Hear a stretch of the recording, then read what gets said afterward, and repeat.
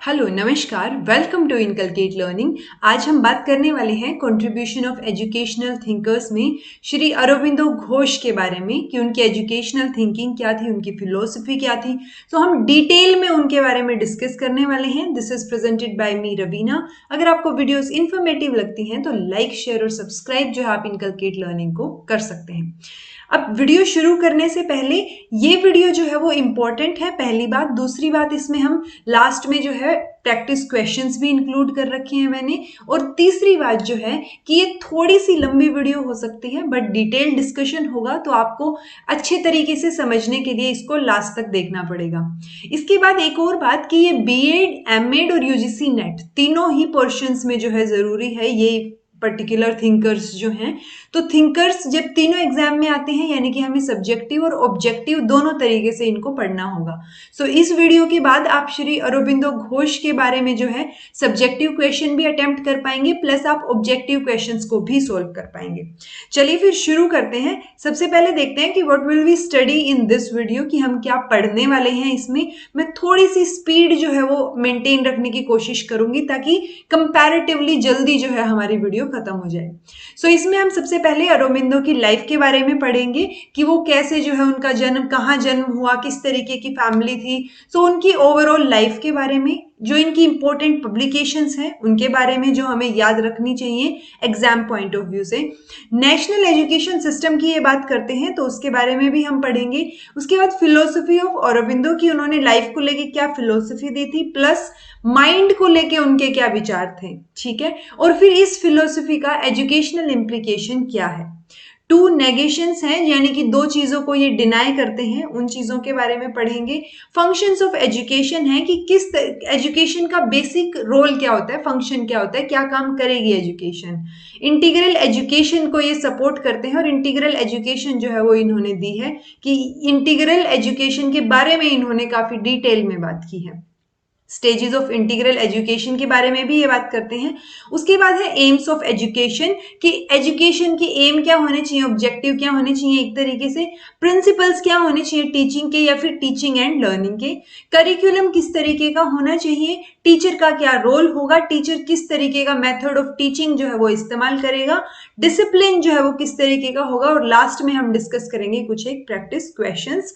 चलिए फिर शुरू करते हैं। सबसे पहले अरबिंदो की लाइफ के बारे में। अरबिंदो जो है वो एक मिडिल क्लास फैमिली में पैदा हुए थे, लेकिन एजुकेटेड फैमिली थी, ठीक है। और ये 1972 में जो है पैदा हुए थे। दूसरी बात, एजुकेटेड से हम इस बात से एजुकेशन का अंदाजा लगा सकते हैं कि 7 साल की उम्र में वो इंग्लैंड चले गए थे और वहां पे उन्होंने 14 साल तक फिर वो आगे रहे थे और अपनी पढ़ाई जो है वो कैम्ब्रिज यूनिवर्सिटी में की थी। 18 साल की उम्र में जो है उन्होंने इंडियन सिविल सर्विसेज का एग्जाम क्रैक कर दिया था, जो कि उस टाइम पे बहुत बड़ी बात होती थी। English, Latin, Greek, French, German and Spanish, ये लैंग्वेजेस जो है उनको अच्छे से आती थी, हम बोल सकते हैं मास्टरी हासिल थी उन्हें इसमें। 1893 में वो जो है इंग्लैंड से वापस आ जाते हैं। वापस आने के बाद बड़ौदा के कॉलेज, यानी बड़ौदा कॉलेज जो गुजरात में है, वहां पे उन्होंने प्रोफेसर ऑफ इंग्लिश जो है वो वहां पे ज्वाइन किया as a professor of English. English के साथ साथ अब क्योंकि इंग्लिश और ये लैंग्वेजेस तो उन्हें आती थी, यानी कि अब वो, क्योंकि बचपन से आप जिस एनवायरमेंट में रहोगे उसी एनवायरमेंट का आपके ऊपर प्रभाव पड़ेगा। तो जो उनका वेस्टर्न साइड था, वेस्टर्न साइड में वो रहे थे, इंग्लैंड में रहे थे, वहां का प्रभाव तो काफी था। हमें दिख गया कि उन्हें काफी सारी लैंग्वेजेस आती थी। प्लस अब उन्होंने क्या किया, इंग्लिश के प्रोफेसर के तौर पे तो ज्वाइन किया, लेकिन साथ साथ अब इंडियन कल्चर, लिटरेरी एक्टिविटीज, इनके साथ साथ फिर बंगाली, गुजराती, मराठी और संस्कृत जो है ये सीखने लग गए थे। तो ये जो है इंपॉर्टेंट चीज हो जाती है कि इनको, इसीलिए इंटीग्रल की कई बार बात की जाती है कि ईस्ट और वेस्ट का मिलन, यानी कि इन्होंने किसी का क्रिटिसाइज करने की बजाय ज्यादा दोनों को, यानी कि वेस्टर्न जो फिलोसफी है और जो ईस्ट में यानी इंडिया में जो चीजें यूज होती हैं या किस तरीके का एनवायरमेंट है, कल्चर है, उन दोनों को ही सीखने की जो है वो कोशिश की थी। उसके बाद इन्होंने इंडियन नेशनल कांग्रेस ज्वाइन कर ली थी, फ्रीडम फाइटर बन गए थे। फ्रीडम फाइटर वाला जो इंडिपेंडेंस की तरफ इनका रोल है उसके बारे में हमें ज्यादा डीप में जाने की जरूरत नहीं है एजुकेशन पॉइंट ऑफ व्यू से, ठीक है। लेकिन ये मॉडरेट्स के जो हमने मॉडरेट्स और जो एक्सट्रीमिस्ट जो थे उनके बारे में हमने पढ़ा था। तो मॉडरेट्स जो हैं वो क्या थे, उनके जो पॉइंट ऑफ व्यू था उनका, उनसे डिसअपॉइंटेड थे और इन्होंने फिर क्या शुरू किया था, बंगाली में डेली एक न्यूज़पेपर लगा लीजिए, एक पब्लिकेशन शुरू की युगांतर, और इंग्लिश में शुरू की वंदे मातरम। तो ये दो चीजें आपको नाम याद रखना है कि युगांतर और वंदे मातरम इन्होंने शुरू की थी। युगांतर जो है वो बंगाली में थी और वंदे मातरम जो है वो इंग्लिश में थी। ठीक है, तो रिवोल्यूशनरी आइडियाज को प्रमोट करने के लिए, क्योंकि मॉडरेट से जो दूसरा ग्रुप था, एक्सट्रीमिस्ट बोल देते हैं हम यूजुअली, तो वो जो ग्रुप था जिसमें रिवोल्यूशनरी चीजें होती थी या जो रिवोल्यूशनरीज को सपोर्ट करते थे, तो उनमें से जो है ये एक थे। He was considered one of the most dangerous leaders by the British government, क्योंकि तीन चीजें थी, एक मॉडरेट्स थे, एक एक्सट्रीमिस्ट थे, प्लस रिवोल्यूशनरीज भी अलग से थे जो कि पर्टिकुलरली किसी ग्रुप में ना होते हुए टाइम टू टाइम जो है रिवोल्यूशनरी एक्टिविटीज में पार्ट लेते थे। तो ये हिस्ट्री वाला पोर्शन हो गया, लेकिन ब्रिटिश गवर्नमेंट जो है वो इनको काफी डेंजरस लीडर्स में से मानती थी।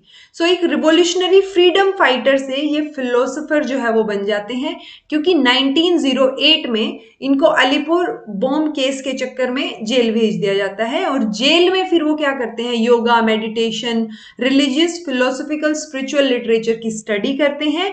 इसकी वजह से वो काफी जो है बदलाव उनमें देखने को मिलता है और उस बदलाव के चलते वो पौंडीचेरी में शिफ्ट हो जाते हैं, क्योंकि उन्होंने बोला था कि जब तक ये लाइंस जो है वो अरबिंदो घोष की ही थी कि जब मैं अब से जो है ब्रिटिश का जो एरिया है उसमें कभी भी पैर नहीं रखूंगा। और उस टाइम पौंडीचेरी जो है वो ब्रिटिश के अंडर नहीं थी, यानी ब्रिटिश का जो कॉलोनियल रूल था वो इंडिया में था, लेकिन इंडिया का जो ये पार्ट है पौंडीचेरी इसमें नहीं था।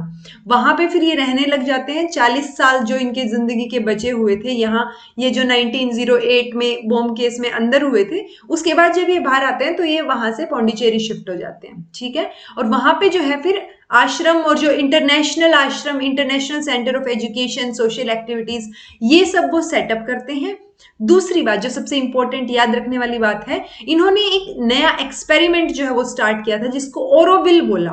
ओरोविल को as a city of human unity, उस तो ये ओरोविल जो है वो आपको याद रखना है कि जो नया एक्सपेरिमेंट इन्होंने शुरू किया था वो क्या था, ओरोविल। अब जितने भी इन जो स्लाइड्स हैं, आज जो वीडियो हम बना रखी है मैंने, इस वीडियो में जितने भी कोटेड वर्ड्स हैं, तो जो कोटेड स्टेटमेंट्स हैं वो सारी की सारी अरबिंदो द्वारा कोट की गई हैं। ठीक है, तो ऑब्वियसली मुझे बार बार बताने की जरूरत नहीं पड़नी चाहिए कि ये अरबिंदो ने बोली है ये चीज। तो सबसे पहले क्या है कि indeed if education is to have its maximum results it must begin even before birth, यानी कि एजुकेशन में अगर मैक्सिमम रिजल्ट्स देखने हैं और हाईएस्ट रिजल्ट्स देखने हैं तो वो बर्थ से भी पहले शुरू हो जानी चाहिए, क्योंकि जितना ज्यादा टाइम इंक्रीज होगा उतना ज्यादा बेटर रिजल्ट होगा। Chief aim of education should be to help the growing soul to draw out that in itself which is best and makes it perfect for a noble cause या noble use। यानी कि education का major M क्या होना चाहिए, soul की grow करना उसको, प्लस जो बेस्ट है, एक इंसान का जो बेस्ट पोटेंशियल है उसको बाहर लेके आना, और तीसरी चीज वो जो पोटेंशियल है आपका उसको एक अच्छे कोज के लिए नोबल यूज में जो है उसको यूज कर पाए आप उस चीज को, वो करना। तो ये तीन चीजें बोली। इंपॉर्टेंट पब्लिकेशंस है, पता होनी चाहिए, और कम से कम इतनी जो है ये तो याद रखनी है क्योंकि इनसे क्वेश्चन कई बार आ जाता है। तो the mind of light, the human cycle, life divine, और जो ये कोटेड स्टेटमेंट्स हैं ये इन्हीं में से मोस्टली किसी न किसी पब्लिकेशन में से उठाई हुई हैं। जैसे द सावित्री जो मैंने क्वेश्चन भी डाला था आपके लिए, तो द सावित्री इन्होंने पब्लिश की है, secret of Vedas, essay on the Gita, Upanishads, riddle of this world and ideal of human unity. तो आपको मिनिमम इतने तो जो है वो याद रखने हैं। फिर national system of education, Aurobindo ने स्ट्रांगली आर्ग्यू किया था नेशनल सिस्टम ऑफ एजुकेशन के बारे में। सबसे पहली चीज जो इन्होंने बोली थी वो थी कि एजुकेशन सिस्टम के आगे नेशनल लगा देने से वो नेशनल एजुकेशन सिस्टम नहीं हो जाता। ठीक है, तो education does not become national by tagging the word national to the system. ठीक है, एजुकेशन को एक बहुत अटेंशन की जरूरत है, सेक्रीफाइस, प्रोग्रेस, इंक्रीजिंग नॉलेज। तो ये सारी बेसिकली एजुकेशन के सामने सिर्फ नेशनल लगा दोगे तो वो नेशनल लेवल पे नहीं हो जाएगी, और एजुकेशन को जो है वो अटेंशन की जरूरत है। Mere knowledge of science doesn't make us educated in the true sense. This must be related to powers of human mind and spirit. तो human mind, spirit और ideas जो है human mind में, उनसे related काफी strongly इन्होंने चीजें बोली हैं. तो इनका कहना था कि साइंस की जो नॉलेज है सिर्फ उससे ही आप ट्रू सेंस में एजुकेटेड नहीं बन जाते. There should be a balanced understanding of the national and international relationships of universal relationship. यानी कि हमें नेशनल और इंटरनेशनल, तभी तो ये इन्होंने इंटीग्रल चीजें भी कई बार बोल देते हैं, क्योंकि इंटीग्रेशन यानी कि ईस्ट और वेस्ट का इंटीग्रेशन, जो वहां की फिलोसफी है यहाँ की फिलोसफी है, उनको एक नया अवतार जो है ये लेके आए थे. तो इसीलिए इन्होंने बात की है कि बैलेंस्ड अंडरस्टैंडिंग होनी चाहिए नेशनल और इंटरनेशनल रिलेशनशिप की. फिलोसफी क्या है श्री अरबिंदो घोष की? So true knowledge is not attained by thinking, it is what you are and it is what you become. यानी कि सही नॉलेज जो है वो सिर्फ थिंकिंग की नहीं होती, सोचने से नहीं होती कोई भी नॉलेज, जबकि आप जो हैं और आप जो बन रहे हैं या बनते हैं वो क्या है, वो चीज ट्रू है.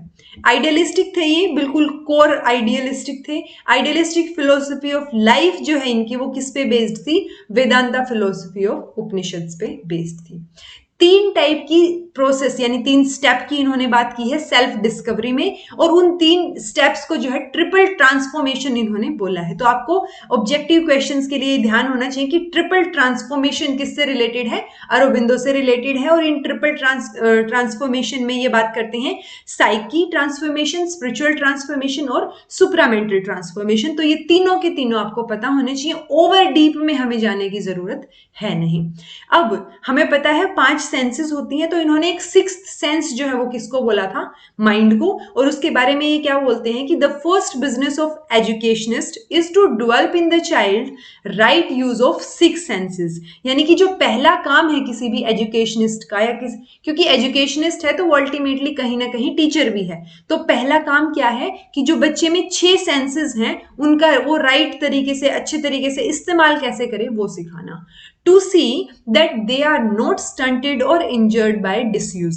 यानी कि वो हमें राइट यूज सिखाना है, हमें ये देखना है कि वो क्या उसका डिसयूज ना करें. डिसयूज की वजह से या मिसयूज की वजह से क्या हो जाएगा, वो चीजें उल्टी हो जाएंगी और स्टंटेड ग्रोथ या वो चीजों की तरफ जो है वो ज्यादा जाने लग जाएगा. तो हमें राइट यूज सिखाना है, डिसयूज की तरफ उसको नहीं जाने देना है, ये ध्यान रखना है हमें. But trained by the child himself under the teacher's direction to that perfect accuracy and keen subtleness of which they are capable. Overall अगर हम समझें तो सिर्फ इतनी सी बात है कि जो 5 सेंसेस के साथ साथ इन्होंने एक सेंस और जोड़ दी, यानी कि माइंड. उन 6 सेंसेस का जो है वो सही तरीके से इस्तेमाल टीचर सिखाएगा अच्छे से, टीचर उसको डायरेक्ट करेगा, बच्चे को सीखेगा बच्चा खुद ही. ठीक है, तो परफेक्ट एक्यूरेसी की तरफ, और जिसके वो कैपेबल है, जो उनका पोटेंशियल है वो बाहर निकलना चाहिए, ये इन्होंने बात की है. माइंड के बारे में इन्होंने काफी चीजें बोली हैं. So mind must be perfectly trained to the highest possible limit. यानी कि माइंड को जितना परफेक्ट हो सके उतना, यानी कि उसकी हाईएस्ट लिमिट. तभी तो हम बोलते हैं ना कि पोटेंशियल आपका कितना है, कैलिबर कितना है, वो ओवरऑल बाहर निकल के आए. ठीक है, हाईएस्ट पोटेंशियल. तो वैसे ही इन्होंने बात की है कि माइंड को परफेक्टली ट्रेन करना है, जितना पॉसिबल हाईएस्ट लिमिट हो सके उतना. Otherwise the education of child will remain incomplete and one sided. अगर हम हाईएस्ट पॉसिबल लिमिट तक उसको ट्रेन नहीं कर पाए तो क्या हो जाएगा, वो इनकम्प्लीट जो है एजुकेशन मानी जाएगी और वो वन साइडेड रह जाएगी. Education should aim at building the powers of mind. मैंने आपको बताया था कि माइंड से रिलेटेड और माइंड के जो आइडियाज हैं उनकी जो पावर है उससे रिलेटेड ये एजुकेशन में बात करते हैं. 2 क्वालिटीज की इन्होंने बात की है माइंड की, कि वेल डिसिप्लिन्ड होना चाहिए और इंडिविजुअलाइज्ड होना चाहिए, या हम बोले वेल स्ट्रक्चर्ड माइंड और वेल टेक्सचर्ड माइंड. ठीक है जी. अब इन्होंने जो है बहुत अपनी जितनी भी इन्होंने राइटिंग्स हैं, पब्लिकेशंस हैं, उनमें बहुत तरीके से माइंड के जो अलग अलग पहलू हैं उनके बारे में बात की है. और उन अलग अलग पहलुओं में इन्होंने किस तरीके के माइंड की बात की है? Ordinary mind, higher mind, illuminated mind, intuitive mind, over mind और सुपर माइंड. अब अगर जो है एग्जामिनर ने बिल्कुल ही डीप में जाके पूछना है तो वो इस तरीके का पूछेगा कि किस तरीके के माइंड की जो है बात उन्होंने नहीं की है, और इनमें से आपको ध्यान रखना पड़े. बाकी इतना डीप में क्वेश्चन अभी तक तो हमने यूजीसी नेट में देखने को नहीं मिला है. ऑर्डिनरी माइंड को ये 3 पार्ट में डिवाइड करते हैं, थिंकिंग माइंड, डायनेमिक माइंड और एक्सटर्नलाइजिंग माइंड। तो थिंकिंग माइंड क्या होगा, जो आइडियाज और नॉलेज से रिलेटेड होगा। डायनेमिक माइंड, डायनेमिक यानी कि चेंज, तो वो क्या है, रियलाइजेशन ऑफ आइडियाज से रिलेटेड होगा। Externalising mind with expression of them in life, की लाइफ में उन आइडियाज का क्या इफेक्ट होगा उसके बारे में। तो ये 3 तरीके के माइंड जो है वो ऑर्डिनरी माइंड के अंडर, ये जो ऑर्डिनरी माइंड हमने पढ़ा इसके अंडर 3 पार्ट्स की इन्होंने बात की है। और डीप में इन्होंने बात की है कि माइंड की 4 लेयर होती हैं। फर्स्ट लेयर होगी चित्त, चित्त जिसको अगर हम हिंदी में बोल देते हैं चित्त, तो वो पैसिव मेमोरी होगी, यानी कि जहां पे पास्ट एक्सपीरियंसेस जो है वो स्टोर रहते हैं। तो वो वाला जो पार्ट है माइंड का, उसको इन्होंने चित्त बोला है। मनस या मन बोल देते हैं प्रॉपर माइंड, जो कि रिसीव करेगा, यानी कि आप ये वीडियो देख रहे हैं, जो आपके सेंसेस काम कर रहे हैं, इस वीडियो में जो आप देख और सुन रहे हैं, उससे उसको सुन के आप एक परसेप्शन क्रिएट कर रहे हैं। तो वो कौन सा माइंड यूज हो रहा है, वो मनस या मन जो प्रॉपर माइंड है वो उसकी बात की गई है। थर्ड लेयर होगी इंटेलेक्ट की, where the elements of knowledge are arranged and rearranged. Intellect has comprehensive, creative, synthetic and analytical faculties. तो यानी कि तीसरा जो इंटेलेक्ट है वो स्पिरिचुअल लेवल पे हम बात कर सकते हैं, जहां पे नॉलेज जितनी भी आपने गेन की होगी लाइफ टाइम में, वो क्या है, अरेंज रीअरेंज होती रहेगी। फोर्थ लेयर इन्होंने बात की है इंट्यूशन। इंट्यूशन के अलावा कई बार इंटेलिजेंस जो है वो बोल दिया जाता है, तो वो ध्यान रखिएगा। बाकी चित्त, मन, इंटेलेक्ट और इंट्यूशन जो है उसकी इन्होंने बात की है। Intuition which brings man to those brilliant messages from unknown which are the beginning of his higher knowledge. Intuition यानी कि वो जो गट फीलिंग की मैंने लास्ट वीडियो में भी हाइपोथेसिस में बात की थी, तो इंट्यूशन क्या हो गया कि अननोन की तरफ से आ रहे हैं, क्योंकि आपको नहीं पता वो इंट्यूशन का सोर्स क्या है, ठीक है। तो वो ब्रिलियंट मैसेजेस जो कि आपको क्या करेंगे, कोई हायर नॉलेज की बिगिनिंग होगी उसको अचीव करने में हेल्प करेंगे। तो ये 4 लेयर जो है वो नाम आपको एटलीस्ट याद रखने हैं। एजुकेशनल इंप्लीकेशन की अगर हम इनकी फिलोसफी की बात करें, तो ये किस तरीके की एजुकेशन सिस्टम को सपोर्ट करते हैं। तो उस टाइम पे जिस टाइम पे ये थे, यानी कि भारत उस टाइम पे आजाद नहीं था, तो तब की अगर बात करें तो इन्होंने एजुकेशनल इंप्लीकेशन में बोला था कि प्रॉपर एजुकेशन वो एजुकेशन होगी जो कि क्या करेगी, नीड ऑफ द आर को कंप्लीट करे, यानी कि जो उस टाइम पे हमें जरूरत है उस तरीके की जो है एजुकेशन की ये बात करते हैं। कि ऑब्वियसली हमें जो पास्ट की चीजें हैं या हिस्ट्री है वो चीजों के बारे में पढ़ के भी थोड़ी नॉलेज मिलती है, लेकिन सब कुछ वहीं तक सीमित नहीं है। तो जो प्रेजेंट में हो रही है सिचुएशन और फ्यूचर में क्या सिचुएशन होंगी, उनसे रिलेटेड इन्होंने बात की थी। Concept of education is not only acquiring information. तो जब कॉन्सेप्ट ऑफ एजुकेशन की ये बात करते हैं तो इनका कहना है कि सिर्फ नॉलेज को या इंफॉर्मेशन को एक्वायर कर लेना जो है नॉलेज नहीं है, एजुकेशन नहीं है, बल्कि अलग अलग तरह की इंफॉर्मेशन को एक्वायर करना क्या है, एजुकेशन है, कॉन्सेप्ट ऑफ एजुकेशन है। यानी कि सिर्फ एक इंफॉर्मेशन से नहीं, अलग अलग तरीके की इंफॉर्मेशन जो है आपको एक्वायर करनी है। अब 2 नेगेशंस हैं, यानी इन्होंने डिनाई किया है उन चीजों को। एक है एस्थेटिक आइडल्स और दूसरा है मटेरियलिज्म। यानी ये 2 चीजें हैं जो एक दूसरे के ऑपोजिट है, क्योंकि जब ये थे, जिस टाइम पे इनका टाइम पीरियड रहा है, उस टाइम पे क्या था, बुद्धिज्म के बाद जो है लोग काफी वो जो बिल्कुल सेक्रीफाइस वाली जो सिचुएशन होती है कि मोह माया को त्याग देना वाली सिचुएशन, तो वो एस्थेटिक आइडियल्स जो है वो काफी पॉपुलर था उस टाइम पे। मटेरियलिज्म इसका एग्जैक्ट ऑपोजिट, कि आप मटेरियलिस्टिक चीजों में इंडल्ज हो रहे हैं बहुत ज्यादा, यानी कि एक तो बिल्कुल ही मोह माया को त्याग देना एस्थेटिक आइडियल्स, और एक दूसरा मटेरियलिस्टिक चीजों की तरफ जो है बहुत ज्यादा झुकाव होना। तो ये 2 जो एक्सट्रीमिटीज हैं, इनको ये क्या करते हैं, डिनाई करते हैं कि ऐसा नहीं होना चाहिए। और जो लाइफ डिवाइन जो हमने इनकी पब्लिकेशन पढ़ी, उस बुक में इन्होंने क्या लिखा है कि ये जो दोनों नेगेशंस हैं, यानी एस्थेटिक और मटेरियलिज्म, ये ऑपोजिट पोल्स हैं सेम एरर के। यानी ऑब्वियसली ऑपोजिट पोल्स हैं कि एक में तो आप बिल्कुल 2 एक्सट्रीम चीजें हो गई ना, एक दूसरे के एग्जैक्ट ऑपोजिट, कि एक में तो आप सब कुछ ही त्याग कर रहे हैं, मोह माया को छोड़ के सब बस सेल्फ की जो है अचीव करने में, सेल्फ को अचीव करने में, सेल्फ डिस्कवरी में निकल रहे हैं। दूसरे में जो है आप टोटली मटेरियलिस्टिक चीजों में जो है इंडल्ज हैं। तो ये दोनों एक दूसरे के ऑपोजिट हैं, लेकिन इन दोनों का नाम आपने याद रखना है। फंक्शंस ऑफ एजुकेशन की अगर हम बात करें तो एजुकेशन का क्या फंक्शन होगा अकॉर्डिंग टू अरबिंदो, कि जो रियल मैन है उसको बाहर लेके ना, to bring out the real man in one self, ठीक है, to build the power of human mind and spirit, evoking of knowledge, character and culture. Culture, यानी कि human mind, power, real man, तो ये सारी चीजें किसके हैं? फंक्शन ऑफ एजुकेशन है। To enable an individual to establish a clear continuity between past, present and future, कि एक ऐसा इंडिविजुअल जो है होना, एजुकेशन की वजह से आप एक ऐसे इंडिविजुअल बने जो कि पास्ट में क्या हुआ है, प्रेजेंट में क्या है, फ्यूचर में एक क्लियर कॉन्टिन्यूटी को आप देख पाए कि क्या चल रही हैं चीजें, आप कंपेयर कर पाए। To enable individual to establish right relation with life, कि एक्चुअल में आप लाइफ से चाहते क्या है और आपका लाइफ का गोल क्या है, लाइफ से रिलेशन क्या है, वो आप जान पाए। ये सब क्या है? फंक्शन ऑफ एजुकेशन है, कि एजुकेशन ग्रहण करने के बाद, शिक्षा ग्रहण करने के बाद आप ये चीजें कर पाए। इंटीग्रल एजुकेशन की इन्होंने बात की है, और इंटीग्रल एजुकेशन में दो चीजों की बात की है। सबसे पहले इंडिविजुअलिटी इज वन होल और ह्यूमैनिटी इज वन, तो ये दो चीजों की बात की, और उनमें फर्दर क्या बात करते हैं कि इंडिविजुअलिटी इन वो इज वन होल जो है, यानी कि हमें हार्मोनियस डेवलपमेंट करना है बॉडी, माइंड और सोल का, यानी कि ये जो तीन डायमेंशंस इन्होंने दिए हैं उनकी डेवलपमेंट की, बैलेंस्ड डेवलपमेंट की ये बात करते हैं। सोशियो इकोनॉमिक, पॉलिटिकल इंटीग्रेशन, यानी कि हर चीज एक दूसरे से कनेक्टेड है और आपको उन चीजों के बारे में ओवरऑल पता होना चाहिए। No concentration of academic perfection alone, सिर्फ एकेडमिक परफेक्शन पे इन्होंने फोकस नहीं किया है, इन्होंने फिजिकल एजुकेशन, मोरल एजुकेशन, कई तरीके की स्पिरिचुअल एजुकेशन, तो इन सब के बारे में इन्होंने बात की है। तो ये एकेडमिक परफेक्शन के बारे में अकेले बात नहीं करते।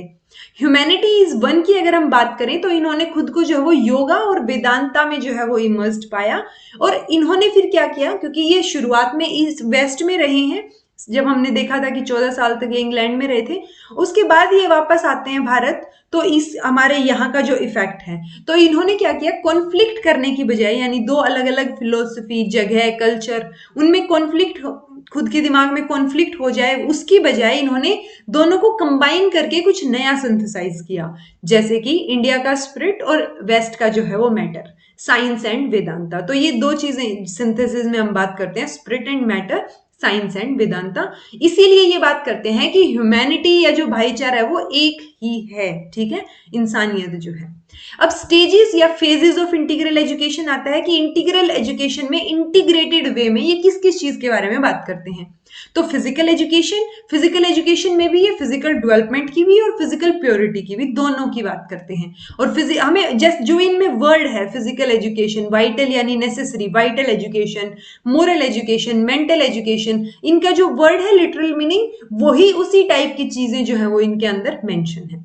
तो ये जो 5-6 चीजें हैं, यानी physical, vital, moral, mental, psyche और स्पिरिचुअल, ये आपको ध्यान होनी चाहिए। कई बार पूछ लिया जाता है कि कौन सी एजुकेशन के बारे में जो है वो किसने, इंटीग्रल एजुकेशन का पार्ट है या अरबिंदो ने बात की है, तो ये वर्ड्स जो है वो आपको ध्यान होने चाहिए। और इंटीग्रल एजुकेशन में ये चीजें इंक्लूडेड हैं, इसीलिए इसको इंटीग्रल एजुकेशन बोलते हैं, क्योंकि हर तरीके की एजुकेशन को इन्होंने क्या दी है, अहमियत दी है। जैसे कि आप फिजिकल रूप से या हेल्दी नहीं होंगे या ठीक नहीं होंगे, तो आपका फिजिकल डेवलपमेंट अगर अच्छे से नहीं हो रहा है, तो आप जो है मोरल डेवलपमेंट या साइकी डेवलपमेंट वो कैसे होगा। तो सभी की इन्होंने बात की है ओवरऑल, इसीलिए इसको इंटीग्रल एजुकेशन बोलते हैं। अब इंटीग्रल स्कूल की बात करते हुए ये 4 टाइप के रूम्स की बात करते हैं जो आपको पता होना चाहिए। फर्स्ट है rooms of silence, rooms of collaboration, rooms of consultation and lecture room. तो जो लिटरल मीनिंग है इनका वही इसके अंदर होगा। तो 4 टाइप के रूम्स जो हैं ये आपको ध्यान रहने चाहिए कि 4 टाइप के रूम्स की बात कौन करते हैं, अरबिंदो करते हैं जब वो इंटीग्रल स्कूल के ऊपर फोकस करते हैं। एम्स ऑफ एजुकेशन में ये बहुत सारी चीजों की बात करते हैं, कॉन्शियसनेस के डेवलपमेंट की, realisation of inner self, physical development, development of senses, बल्कि इन्होंने तो 6 सेंसेस की बात की है, perfection of soul, development of morality, harmony of the individual and collectivity, cultivation of values। अब हम इनके बारे में एक एक करके थोड़ा सा देख लेते हैं। perfection of soul यानी कि मेन एम क्या है एजुकेशन क्या, is to help, ये टू के बाद पैरेलल लाइन ये नहीं आएगा, is to help the growing soul to draw out that is best and make it perfect for a noble cause, यानी कि अपने अंदर से बेस्ट पोटेंशियल जो आपका है वो बाहर निकालना और वो किसी नोबल कोज में जो है वो यूज करना, ठीक है। So perfection of soul, inner self की या सेल्फ डिसिप्लिन की रियलाइजेशन की बात करते हैं। फिजिकल डेवलपमेंट की बात करते हैं कि फिजिकल डेवलपमेंट नहीं होगा तो बाकी अदर डेवलपमेंट जो है वो पॉसिबल नहीं है, यानी कि आपकी हेल्थ ही ठीक नहीं है तो आप बाकी मेंटली या फिर जो है बाकी जो एकेडमिक डेवलपमेंट है आपका वो डेवलपमेंट पॉसिबल नहीं होंगे।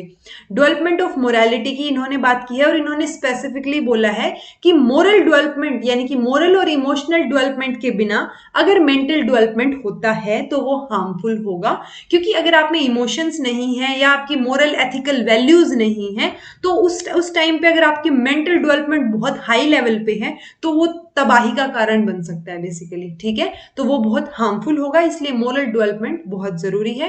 सेंसेस के डेवलपमेंट की बात की है, 5 की बजाय 6 सेंसेस की बात की है। कॉन्शियसनेस की इन्होंने बात की है और 4 लेवल पे, कॉन्शियसनेस के 4 लेवल्स की बात की है, चित्त, मन, इंटेलिजेंस और नॉलेज। यानी कि टीचर को जो है ये जो सारे के चारों लेवल्स हैं इनको साथ में लेके डेवलप करने की कोशिश करनी चाहिए, और ये फिर क्या प्रमोट करेंगे, डेवलपमेंट ऑफ कॉन्शियस की। ठीक है जी।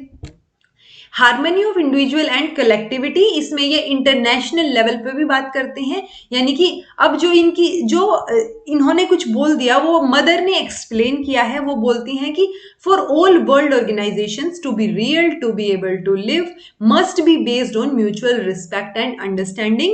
अब ये रिस्पेक्ट और अंडरस्टैंडिंग किस में होगी, ये 2 नेशन के बीच में हो सकती है। अगर 2 नेशन के बीच इंक्लूड कर रहे हैं तो वो हार्मनी क्या हो गई, कलेक्टिवली इंटरनेशनल लेवल पे हो गई, या फिर इंडिविजुअल और इंडिविजुअल के बीच में भी हम बात कर सकते हैं। It is only in collective order and organisation collaboration based upon mutual goodwill that lies the possibility of man being lifted of the painful cures where he is now. यानी कि ये कोलैबोरेशन जो है nation to nation, individual to individual, ये क्या है, इंसान के गुडविल में काम आएगी, और जो पेनफुल क्योर्स क्रिएट हो रखा है जो फिलहाल के लिए है उससे जो है आदमी को बाहर निकालेगी।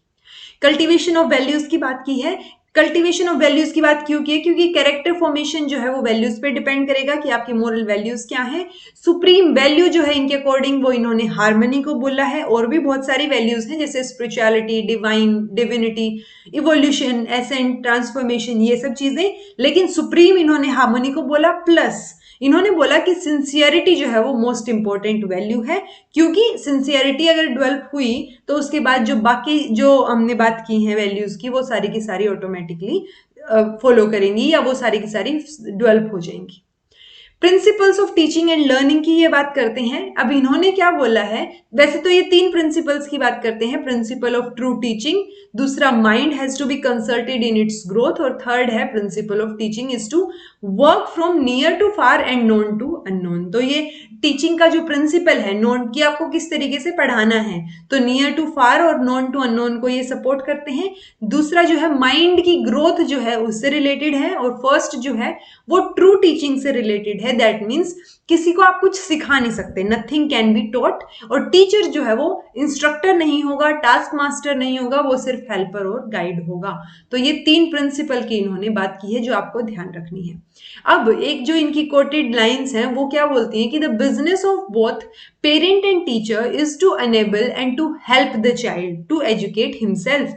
यानी एजुकेशन तो वो खुद ही ले लेगा, आपको सिर्फ सपोर्ट करना है, चाहे आप पेरेंट हैं चाहे टीचर हैं। तो पेरेंट और टीचर का इन्होंने एक काम बोला है कि वो बच्चे को हेल्प करेंगे ताकि वो अपने आप को एजुकेट कर पाए, to develop his own intellectual, moral, aesthetic and practical capacities and to grow freely as an organic being, not to be needed and pressured into from form like an inert plastic material. यानी कि आपको उसके ऊपर pressure नहीं डालना है, आपको overall क्या करना है, उसको फ्रीली जो है डेवलप होने देना है, वो अपने आप एजुकेट कर लेगा, और वो intellectual, moral, aesthetic, practical capacities जो है उसकी जो वैल्यू सिस्टम है वो अपने आप डेवलप करेगा, आप सिर्फ उसकी हेल्प कीजिए। तो ये द ह्यूमन साइकिल जो हमने पब्लिकेशन पढ़ी थी उसके अंदर ये पब्लिश्ड था, ये जो कोटेड लाइंस हैं। अब करिकुलम की बात करते हैं। इन्होंने पहले प्रिंसिपल ऑफ करिकुलम की बात की और उसके बाद इन्होंने बात की कि किस तरीके का 3-4 लेवल पे करिकुलम होना चाहिए। तो ओवरऑल प्रिंसिपल क्या होंगे करिकुलम के कि ऑल लाइफ इज एजुकेशन। तो जब लाइफ ही एजुकेशन है तो आप जो है उनको टेक्स्ट बुक्स तक एजुकेशन को सीमित नहीं कर सकते, टेक्स्ट बुक और सिलेबस तक, ठीक है। इट शुड इंक्लूड ऑल दो subjects which promote mental and spiritual development. तो ना सिर्फ मेंटल स्पिरिचुअल बल्कि ओवरऑल जो डेवलपमेंट को, इंटीग्रल डेवलपमेंट, इंटीग्रल पर्सनालिटी को जो है वो एनहेंस करे, उस तरीके का करिकुलम होना चाहिए। It is a means towards an and, not an and in itself. यानी कि जो करिकुलम है या जो आप डेवलपमेंट की बात कर रहे हैं वो एंड की तरफ जाने का रास्ता है, एंड नहीं है अपने आप में कि आप वहीं तक सीमित रह जाएं। ठीक है, the end being the development of integral personality. And क्या होगा? इंटीग्रल पर्सनालिटी का डेवलप होना, और इंटीग्रल पर्सनालिटी को डेवलप करने के लिए ये जो करिकुलम है ये क्या करेगा? एक महत्वपूर्ण भूमिका निभाएगा। It should provide for leisure pursuits, there should be flexibility to meet individual needs, subjects of curriculum should be able to motivate children, curriculum should involve creativity, curriculum should be interesting। Overall अगर हम principles की बात करें तो limited नहीं होना चाहिए, and नहीं होना चाहिए, मीन्स टू एंड है, इंटरेस्टिंग होना चाहिए, क्रिएटिविटी को सपोर्ट करे, क्रिएटिविटी कंस्ट्रक्टिव एक्टिविटीज जो है वो करवाई जाएं, और चिल्ड्रंस को जो है वो मोटिवेट करें। ठीक है, इंडिविजुअल नीड्स के अकॉर्डिंग थोड़ा सा फ्लेक्सिबिलिटी भी हो, रिजिड ना हो। अब इन प्रिंसिपल के अकॉर्डिंग इन्होंने क्या किया? प्रिस्क्राइब किए 4 लेवल पे, 4 स्टेजेस या 4 लेवल के ऊपर इन्होंने करिकुलम प्रिस्क्राइब किया। प्राइमरी स्टेज के लिए, सेकेंडरी स्टेज के लिए, यूनिवर्सिटी लेवल के लिए और वोकेशनल एजुकेशन के लिए। अब ये जो है चीजें आपको थोड़ी बहुत आप एक बार रिवाइज कर लीजिएगा, ज्यादा डीप में जाने की जरूरत है नहीं। तो प्राइमरी स्टेज पे ये mother tongue, English, national history, art, painting, इन सब चीजों की बात करते हैं, और ऐसे ही ये अलग अलग सब्जेक्ट्स जो इन्होंने इंक्लूड किए करिकुलम में उनकी बात करते हैं। टीचर का क्या रोल होगा? टीचर जो है वो किंग पिन है एजुकेशनल मशीनरी में। जैसे कि गोल गोल वो जो पहिया होता है ना, उस पहिए के बीच का जो पार्ट होता है, मेन पार्ट, जिसकी वजह जहां से कनेक्ट करके और वो रिवॉल्व करता है। ठीक है, तो वही बात की है कि मशीनरी में ये किंग पिन की तरह काम करेगा। टीचर जो है बेसिकली टीचर का बहुत इंपॉर्टेंट रोल है। कोई भी एजुकेशन सिस्टम या कोई भी सिस्टम बेसिकली इंप्रूव नहीं कर सकता, राइज नहीं कर सकता टीचर के बिना। सो इंडिविजुअल अब क्या है? सेल्फ डेवलपिंग सोल है, यानी वो अपने आप को डेवलप करेगा। टीचर और पेरेंट्स जो हैं वो सिर्फ हेल्प करेंगे। तो जब आप हेल्प कर रहे हैं तो आप एक गाइड की तरह भूमिका निभाएंगे, ना कि इंपोजर की तरह। इंपोजर क्या होगा? जो आपके ऊपर प्रेशर डाले, इंपोज करे, चीजों को थोप दे, तो वो चीजें नहीं होंगी। एक गाइड और फैसिलिटेटर की जो है, फैसिलिटेटर का रोल होगा टीचर का। टीचर की मेथड ऑफ टीचिंग क्या होगी? ऑब्वियसली आपको सिर्फ हेल्प करनी है, तो आप हेल्प कर रहे हैं तो आप उससे प्यार से, सिंपैथी से बात करेंगे। मदर टंग जो है वो मदर टंग के थ्रू एजुकेशन होनी चाहिए। Education according to interest of child, education through self experience, यानी वो खुद करके सीखे। वही वाली चीज आ जाती है कि नथिंग कैन बी टॉट, यानी आप किसी को कुछ सिखा नहीं सकते, वो अपने आप अपने एक्सपीरियंसेस से सीखेगा। लर्निंग बाय डूइंग, यानी एक्टिविटीज को इन्वॉल्व करना। Education through cooperation of teacher and student in the education process, यानी कि टीचर सिर्फ कोऑपरेट करेगा, सिखाएगा, कोशिश करेगा, उसको सिर्फ इंपोज नहीं करनी है कोई भी चीजें। Education according to the nature of child, considering the divinity of child and latent gifts of mind and spirit. Overall point ये कि अगर आप ऑब्जेक्टिव क्वेश्चन सॉल्व कर रहे हैं तो बच्चे को जो है टीचर फैसिलिटेटर की तरह काम करेगा और चीजें बच्चा खुद ही सीखेगा। ठीक है, अगर आप सब्जेक्टिव पेपर दे रहे हैं तो आप ये सब चीजें इंक्लूड कर सकते हैं। Freedom of child, free environment, उसकी इन्होंने बात की है। डिसिप्लिन किस तरीके का होगा? Purification of mental and moral habits should be the basis of discipline, यानी आपकी जो मोरल हैबिट्स और मेंटल डेवलपमेंट, ये जो इन दो की प्योरिफिकेशन की बात की है, ये क्वेश्चन आया भी हुआ है डायरेक्ट जो है कि purification of mental and moral habits की बात किसने की है? तो ये डिसिप्लिन की बात अरबिंदो ने की है। This means to discriminate between right and wrong impressions and to observe right ones in the mind, यानी कि जब आपके पास मोरल हैबिट्स हैं, एथिकल वैल्यूज हैं, मेंटली आप स्ट्रोंग हैं या इंटेलिजेंट हैं, तो आप क्या करेंगे? राइट और रॉन्ग में डिस्क्रिमिनेट कर पाएंगे, यानी आपको पता होगा क्या सही है क्या गलत है, और उस सही और गलत में से आप सिर्फ सही को ऑब्जर्व करें माइंड में। ये इन्होंने बोला है। इन्होंने सेल्फ डिसिप्लिन का कॉन्सेप्ट भी प्रोपेगेट किया था। अब कुछ एक इंपॉर्टेंट चीजें हम देख लेते हैं जो कि ऑब्जेक्टिव क्वेश्चंस के जो है उसके हिसाब से इंपॉर्टेंट हो जाती हैं। यानी कि concept of integral education Aurobindo ने दिया। इंटीग्रलिज्म की बात करते हुए ये किस किस चीज की बात कर रहे हैं? आइडियलिज्म, रियलिज्म, प्रैग्मेटिज्म और स्पिरिचुअलिज्म, ये चारों को मिक्स करके ये इंटीग्रलिज्म की बात कर रहे हैं। Introduce the concept of yoga in the education. A civilization is to be judged by the power of its ideas। जहां भी आइडियाज, माइंड, इसकी बात हो वो मोस्टली अरबिंदो ने ही कही होंगी चीजें। Purification of mental and moral habit should be the basis of discipline. What should be the basis of discipline? Purification of mental and moral habits. Favoured development of senses as the aim of education, क्योंकि इन्होंने sixth sense mind की बात की है। तो ये overall detailed discussion था हमारा। अब हम कुछ एक क्वेश्चंस देख लेते हैं। आप ये क्वेश्चंस अटेम्प्ट करके जो है एक बार जरूर देखिएगा, और आप कितने क्वेश्चन आप सोल्व कर पाते हैं वो भी कमेंट बॉक्स में कमेंट करके जरूर बताइएगा। अब देखिए, गांधी ने किस तरीके की, मतलब इनमें से क्या चीज जो है वो गांधी से रिलेटेड है। शांति निकेतन टैगोर से रिलेटेड है, ऑब्वियसली हम पहले वीडियो में बात कर चुके हैं।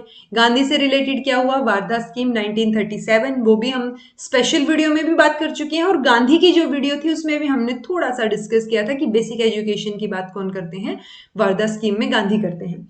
अब अरबिंदो किसकी बात करते हैं, इंटीग्रल योगा की, क्योंकि इंटीग्रल एजुकेशन की बात की इन्होंने। मैन मेकिंग एजुकेशन की बात कौन करेंगे, फिर विवेकानंद। तो ये क्वेश्चन जो है वो इंपॉर्टेंट हो जाता है, ध्यान रखिएगा।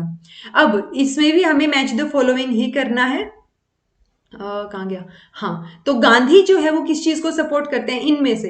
अब देखिए, इस तरीके के क्वेश्चंस कई बार हमें कंफ्यूजिंग हो सकते हैं, क्योंकि गांधी ने कैरेक्टर डेवलपमेंट की भी बात की और क्राफ्ट की भी बात की है, लेकिन बाकी किसी ने क्राफ्ट की बात नहीं की है, तो हम गांधी को क्राफ्ट से रिलेटेड ही रखेंगे। ठीक है, अगर हमें एक दो चीजें भी पता हो मैच द फॉलोइंग में, तो वो कैसे ना कैसे क्वेश्चन के बेसिस पे हो जाता है। जैसे फर्स्ट का बी, अब ए का बी सिर्फ 2 में है, तो ये 2 तो कट हो गए, क्लियर कट। ठीक है, अब ये ए का बी, अब बी का फर्स्ट इसने ऑलरेडी बता दिया कि विवेकानंद कैरेक्टर डेवलपमेंट की बात कर रहे हैं अकॉर्डिंग टू दिस क्वेश्चन। ठीक है, जो आंसर्स हमें दे रखे हैं। अब नेक्स्ट, टैगोर ने किसकी बात की है, अरबिंदो ने योगा की बात की है, हमें पता है। तो डी का थर्ड अगर है तो ये वाला वैसे ही डी का फोर्थ दे रखा था, तो ये गलत हो गया और हमारा क्वेश्चन का आंसर क्या आ गया, बी आ गया, यानी कि टैगोर ने एक्टिव कम्युनियन की बात की है। ठीक है जी, नेक्स्ट क्वेश्चन की बात करते हैं। इनमें से कौन सी ऑर्गेनाइजेशन अरबिंदो से रिलेट करती है। टोल्स्टॉय फॉर्म जो है वो, टोल्स्टॉय फार्म गांधी जी से रिलेटेड है, ये हम ऑलरेडी बात कर चुके हैं। शांति निकेतन जो है वो टैगोर से रिलेटेड है। रामकृष्ण स्कूल जो है वो विवेकानंद से रिलेटेड है। नेक्स्ट वीडियो जब कभी हम विवेकानंद के बारे में बात करेंगे तब हम इसमें बात करेंगे। तो आंसर क्या हो गया, ये हमारा मीरांबिका। अब मीरांबिका क्या है उसके बारे में थोड़ा सा जान लेते हैं। मीरांबिका जो है वो रिसर्च सेंटर है, किसके लिए, इंटीग्रल एजुकेशन के लिए, ह्यूमन वैल्यूज के लिए, और ये दिल्ली में है अभी। ठीक है, और centre ahead of its time, focusing on integral education which is based on integral philosophy of Shri Aurobindo and the mother, उनकी mother.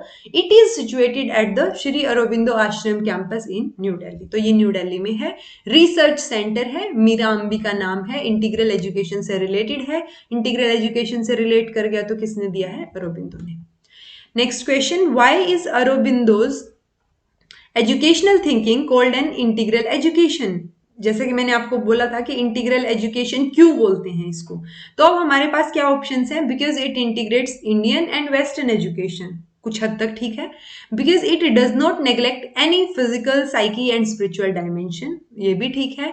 Because it believes that truth is इनेट, ये थोड़ा सा गड़बड़ है क्योंकि इन्होंने ऐसी कोई बात नहीं बोली है। It teaches us to live in harmony with nature and God, ऐसी बात भी इन्होंने नहीं बोली है। तो हमारे पास 2 ऑप्शन बच गए। अब अगर आप सब्जेक्टिव क्वेश्चंस अटेम्प्ट कर रहे हैं तो आपको पता है कि दोनों रीजंस हो सकते हैं, क्योंकि इन्होंने इंडियन और वेस्टर्न एजुकेशन को भी इंटीग्रेट करके सिंथेसाइज किया था कुछ नया, और उसके बाद ये क्या करते हैं, इन्होंने स्टेजेस ऑफ इंटीग्रल डेवलपमेंट में हमने 5-6 तरीके की बात की थी, फिजिकल, साइकी, स्पिरिचुअल, मोरल। तो वो चीजों के बेसिस पे सही जो इसका ज्यादा करेक्ट आंसर किस तरफ होगा, बी की तरफ, क्योंकि ए वाला, अगर बी वाला ऑप्शन इसमें इंक्लूडेड नहीं होता, क्योंकि इन्होंने जो स्टेजेस हैं इंटीग्रल डेवलपमेंट की उनकी काफी डीप में बात की है, और वो स्टेजेस के नाम हमें याद होने चाहिए। तो जब उसके बारे में इन्होंने काफी डीप में बात की है, इसलिए बी आंसर होगा। अगर ये ऑप्शन में नहीं हो, यानी कि ये जो इनकी इंटीग्रल स्टेजेस हैं इनसे रिलेटेड अगर ऑप्शन में नहीं है, तो फिर हम ये जो इंडियन वेस्टर्न एजुकेशन का इंटीग्रेशन है इसके ऊपर जो है जाएंगे। ठीक है जी, फिर है a system of national education, ये यहां से कोटिंग शुरू होगी। किसने लिखी है ये बुक, सो टैगोर ने नहीं लिखी क्योंकि हमने बात कर चुकी है। तो हमने इसी वीडियो में बात की थी सिस्टम ऑफ नेशनल एजुकेशन की, तो वो किसने है, ये बुक अरबिंदो ने लिखी है। सो ये क्वेश्चंस थे। So this was all about today, thank you so much for watching. अगर आपको कुछ क्वेरी है या कोई चीज समझ ना आई हो तो आप कमेंट बॉक्स में कमेंट करके पूछ लीजिएगा, और जो चीज मैंने आपको बीच में वीडियो के बीच में बोला था कि आपको कमेंट करके बतानी है तो वो आप एक बार बताइएगा। So thank you so much for watching.